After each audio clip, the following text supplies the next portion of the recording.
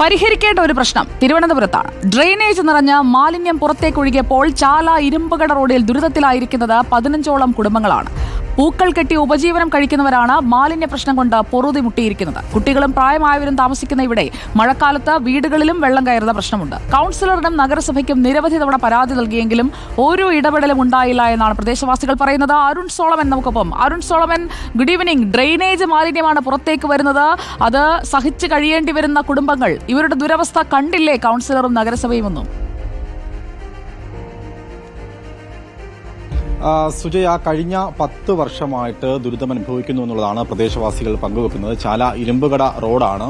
ഈ പ്രദേശത്തെ നോക്കിക്കഴിഞ്ഞു കഴിഞ്ഞാൽ വളരെ ഞെരുങ്ങിയാണ് വീടുകളിരിക്കുന്നത്. കോർപ്പറേഷന്റെ സ്ഥലം കൂടിയാണ്. പക്ഷേ ഈ മെയിൻഹോൾ, അതുപോലെ തന്നെ ഡ്രെയിനേജ് ഉൾപ്പെടെയുള്ള സ്ഥലങ്ങളിൽ നിന്ന് ഈ മലിനജലം പൊട്ടി ഒഴുകി വരികയാണ്. പക്ഷേ ഇതിന് ഇതുവരെയും ഒരു പരിഹാരം ഉണ്ടായില്ല എന്നുള്ളതാണ് പ്രധാനമായും ഈ പ്രദേശവാസികൾ ഇപ്പോൾ പങ്കുവെക്കുന്നത്. ഇതിൽ കഴിഞ്ഞ കുറേ നാളായി ഇവർ പരാതി കൊടുത്തു. പക്ഷേ പരാതികൾക്കൊന്നും ഫലമുണ്ടായിട്ടില്ല എന്നുള്ളതാണ്. കുട്ടികളും പ്രായമായവരൊക്കെ ഇവിടെ താമസിക്കുന്നുണ്ട്. പക്ഷെ ഇവർക്ക് ഈ പുറത്തിറങ്ങാൻ പോലും കഴിയാത്ത വളരെ ഒരു കൺജസ്റ്റഡ് ആയിട്ടുള്ള ഒരു സ്ഥലമാണ്. ചേച്ചി, നഗരസഭയിലെ പരാതി കൊടുത്തു, കൗൺസിലറിന് പരാതി കൊടുത്തു. എന്തായിരുന്നു നടപടി? എന്തെങ്കിലും ഉണ്ടായോ? കൗൺസിലർക്ക് 2-3 പ്രാവശ്യം ഞങ്ങൾ പരാതികൾ പലരായിട്ട് കൊണ്ട് കൊടുത്തിട്ടുണ്ട്.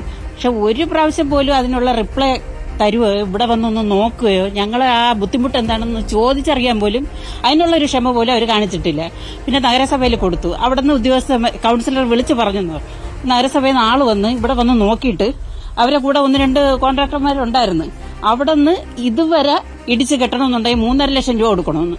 രാവിലെ മുതൽ ഇവിടെ ഇരുന്ന് 100-150 രൂപയ്ക്ക് പൂ കെട്ടുന്ന സ്ത്രീകളാണ് ഇവിടെ ഉള്ളത്. ഭർത്താക്കന്മാർ മരിച്ചതും കൊച്ചുകുട്ടികളും അങ്ങനെയൊക്കെയുള്ള പൊടി കുഞ്ഞുങ്ങളുള്ള ആളുകൾ പോലും ഇവിടെ ഉണ്ട്. അപ്പൊ നമുക്ക് ഇവര് പറയുന്ന എമൗണ്ടിൽ നമുക്ക് ചെയ്യാൻ പറ്റത്തില്ല. ഈ കുറെ കാലമായി ഈ പ്രശ്നമുണ്ട് അല്ലേ ചേച്ചി? 25 വർഷമായി ഇത് തുടങ്ങിയിട്ട്. 25 വർഷമായിട്ട് പ്രശ്നമുണ്ട്. 25 വർഷമാണ് ഞങ്ങൾ ജോലി ചെയ്യണ പൈസ, തുച്ഛമായ പൈസ കൊടുത്തേനെ. ഇപ്പൊ 2000 നിൽക്കൂല, ഒരാഴ്ച ഒരിക്കൽ കൊടുക്കണം പൈസ. നമ്മളെ കൊണ്ട് ഇല്ല പൈസ കൊടുക്കാൻ.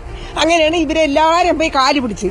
ഇന്നലെ ഞങ്ങൾ അവിടെ പോയി. ഞങ്ങൾ പോയപ്പോ ഇന്നലെ പറഞ്ഞത് ഇങ്ങനെയാണ്: 3.5 ലക്ഷം രൂപ ആവും ഇവിടുന്ന് അതുവരെ കുഴൽ മാറ്റണമെങ്കിൽ. അല്ലെങ്കിൽ പിന്നെ ഞങ്ങൾ പറഞ്ഞ് ഞങ്ങളെ കൊണ്ട് അതിന് നിവർത്തിയില്ലെന്ന് പറഞ്ഞപ്പം തിരിച്ച് രണ്ടാമതെന്ന് പറഞ്ഞു 1,70,70,000 രൂപ വേണമെന്ന് പറഞ്ഞു. അതിന് ഞങ്ങൾക്ക് നിവർത്തിയില്ല. ഞങ്ങൾ ഇവിടെ പോവും. രാവിലെ തൊട്ട് പോയി ഞങ്ങൾ ജോലി ചെയ്ത് 10, 100, 150 രൂപയ്ക്ക് ജോലി ചെയ്യും. ഈ കുട്ടികളും അതുപോലെ തന്നെ പ്രായമായവരൊക്കെ ഇവിടെ താമസിക്കുന്നുണ്ട്. ഇപ്പൊ പുറത്തിറങ്ങാൻ കഴിയാത്തൊരവസ്ഥയാണ്. ഒന്നും വേണ്ട, മെനഞ്ഞാന്നൊരു മഴ പെയ്തപ്പോഴേ അവരെ വീട്ടിനകത്ത് വരെ വെള്ളം കയറിയ സ്ഥലമാണിത്. ഡ്രെയിനേജ് വന്നിട്ട് ഇപ്പോൾ ഒരു 3-4 ദിവസം മുമ്പ് അവർ വന്നു നോക്കിയിട്ട് പറഞ്ഞു ഇത് അവർ ചെയ്യത്തില്ല, നിങ്ങൾ ആരെങ്കിലും കൊണ്ട് ചെയ്തോളൂ. അവർ ചെയ്യണമെങ്കിൽ 1,70,70,000 രൂപ അവർക്ക് കൊടുക്കണമെന്ന്. നിങ്ങളുടെ കൗൺസിലർ ആരാണ്? ജോജിത്തിൽ. ഈ കൗൺസിലറിന്റെ ഭാഗം ഒരു ഇടപെടലും ഉണ്ടാവുന്നില്ല?